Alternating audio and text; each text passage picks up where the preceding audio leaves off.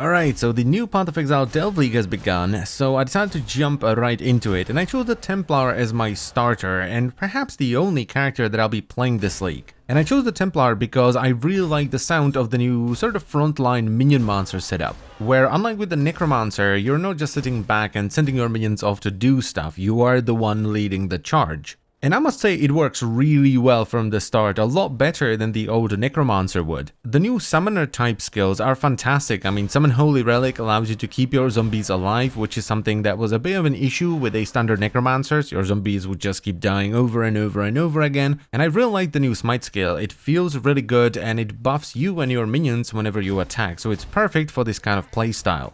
So the start to this character was really good. It was super smooth. I also very much enjoyed the new delve mechanic right from the start, because this is right up my alley. It's something that I've always wanted in Path of Exile, and it's finally here, so I'm super excited about that. I really hope this ends up going into standard, because an endless dungeon, or a delve in this case, was the one thing that Path of Exile didn't have. But anyway, back to the character. So Act 1 was really smooth. I was running around with Smite all the way through, I had a couple of zombies, the Summoned Holy Relic, and I picked up Clarity with Flame Dash later on. Act 2 is where it started to get interesting, because I got a random tabula drop at level 17 from just a random bear. I didn't want to socket in my Smite though, because it would make it too expensive, so instead I socketed in my minion gem. So I had Summon Holy Relic, Raise Zombie, minion damage, Summon Phantasm on kill, added lightning damage and added fire damage. And I think this was a good choice, because my Smite was doing more than enough damage to clear out the smaller dudes, and I was running it with Ancestral Call, so the AoE was pretty good, and I just used my zombies and my Summoned Relic for a single target. I did kill all 3 of the bandits to get 2 extra passive points, because none of their benefits are that great for a character like this that scales its damage through minion nodes. This is being done via the Spiritual Aid and Spiritual Command nodes, which take your minion damage and attack speed and apply to you as well. Another really cool addition to this kind of playstyle comes a little bit later on in Act 2, and it's the Herald of Purity, which in addition to giving you some flat physical damage to attacks and spells, summons a sentinel whenever you kill an enemy, and you can have a maximum of 4 of those at once. It really cements this frontline minion monster setup, and it makes it feel super good. And that's pretty much it. The only other notable thing that happened in Act 2 was that I got Haku to level 3, so I was able to make a hideout. Oh yeah, and I almost forgot, a really cool thing about the Herald of Purity is that the summoning of the sentinel isn't just an on-kill effect. It can actually happen when you're hitting a unique enemy, though there is only like a 10 or 20% chance to do so. Once I made it to Act 3, I was finally able to get a 4-socket helmet, so I got myself Smite, a link to Ancestral Call, melee physical damage, and faster attacks. This gave me a really nice bump in effectiveness and speed, because my Smite was clearing super fast, and whenever I ran into something beefier, my minions would instantly slap it down. And pretty much nothing happened until Gravicius, because once you kill Gravicius, you have an access to a new tier of skill, so I was finally able to get Dominating Blow.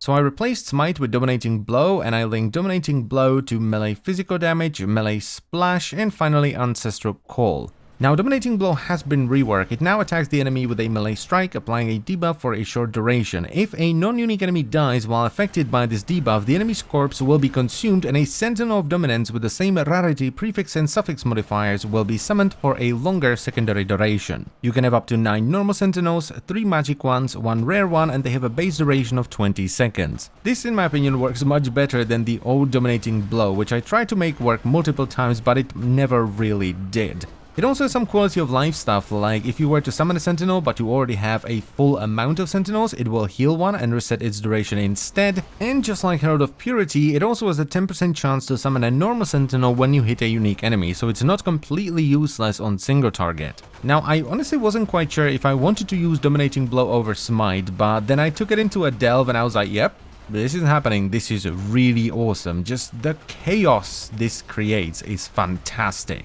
It's just really fun, especially when you get like the Super Haste aura or the Invincibility aura, stuff like that. It's really cool. The single target is also not too shabby. I mean, look at poor Piety over here just melting. Another notable thing that happened in Act 3 is that I finished the library side quest, so I got myself access to all the different gems. So I got myself a Spectre, some support gems, and I tried some new skills as well. And while they were fun, I tried the new Herald of Poison, I forgot the name, and I've tried some new attack skills. I did eventually go back to my original setup, I just added the Spectre in there. Then I finally decided to go and do normal lab, which was pretty smooth, and I was happy about that because what I found with minion monsters is that you don't really have this middle ground that a lot of other character types have. You either stomp the lab or you don't. And luckily my character had enough defense and damage with all the minions running around to absolutely demolish the lab. And I chose to ascend into the Guardian, which now has 2 minion nodes. The first one, and the one I chose, is called Radiant Crusade. This gives you and your allies 20% increased damage if you're affected by auras,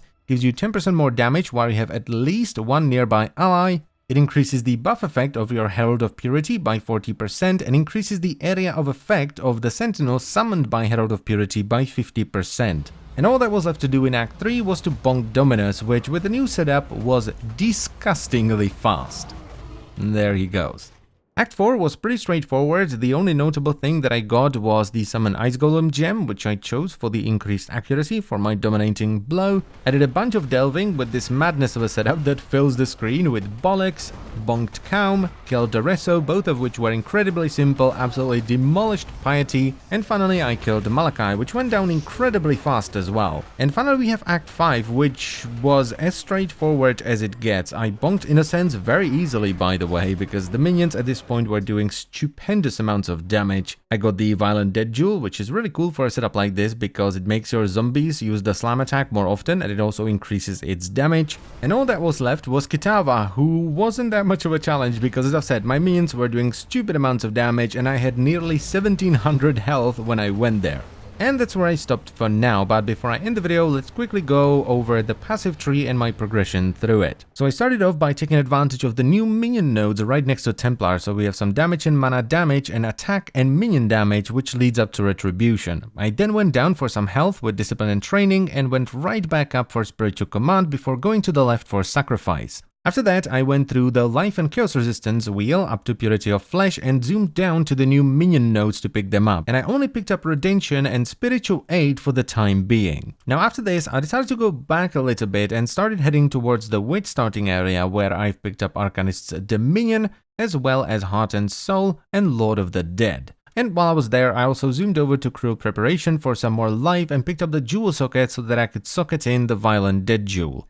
And at this point I was feeling a little bit squishy, so I started heading down towards the Scion Life Wheel, and on my way there I picked up Grave Pact as well. And that was pretty much it, so I went through Shaper, picked up the 2 Travel Strength nodes and made my way over to Constitution. Now so far I'm very happy with how the character turned out, but I am a little bit worried that scaling pure life isn't going to be enough, but luckily I'm pathing around some juicy energy shield nodes, so I might turn it into a hybrid later on. But I'm not sure if it's going to be entirely necessary yet, because I do want to pick up the block node from Guardian, so that might help my survivability quite a bit. But then again, I might as well just pick it up, because I don't think damage is going to be an issue with this setup. I think this setup is going to have more than enough damage to do everything, and the only real issue is going to be me charging forward and getting bonked, so I might as well just pick up some more defense. We will see. But anyway, I think I've been rambling for long enough, so I thank you very much for watching. As always guys, I hope you enjoyed the video, and I will see you next time.